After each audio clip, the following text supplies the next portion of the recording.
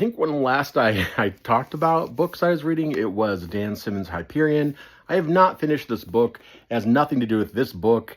Was not a DNF even. It was just, okay, there's a lot of sci-fi concepts being thrown at me at once, and my brain was not ready for it. What was my brain ready for? Teela, daughter of Eternos, from the Masters of the Universe. This is a YA novel from MacKenzi Lee. As you can see, they really YA'd it up like the current trend. It's foily, it's got the sprayed digital edges. Now, Masters of the Universe, if you don't know, is a toy line from the 80s. I've loved it since I was 5 years old. But if you are a Masters of the Universe fan, whether new from the movie or an old one like myself, I think that you're really going to get the most out of this book. We see Teela when she's like 8 or 9 in the movie in the very beginning. This picks up, I believe, about 6 years later, and they are on the run. They're in the forests of Eternia with some of the other heroes, and things are going really, really poorly.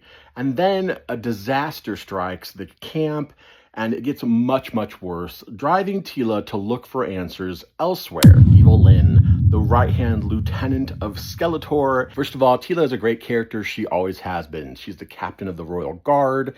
She's a fantastic fighter. She's a better fighter than Prince Adam, who turns into He-Man. And one of the more interesting things they've done with Teela is pair her with Evil Lyn, who historically is kind of a fuzzy gray character, but they always kind of have hinted that maybe there's hope for Evil Lyn. But I really love that pairing, and that really made this book for me. There is a little bit of weirdness for a tie-in book, because the names of the characters, the way that they're handled in the movie, they're essentially the names that 10-year-old Adam gave to them. It's their way of kind of like sort of cutesily explaining why you have names of characters like Fisto and Ram Man and all these characters who were named for a toy line in the 80s. Well, we don't have the advantage of that in this book. So they're just called by their actual names, which were established fairly recently as part of the Masters of the Universe Classics toy line.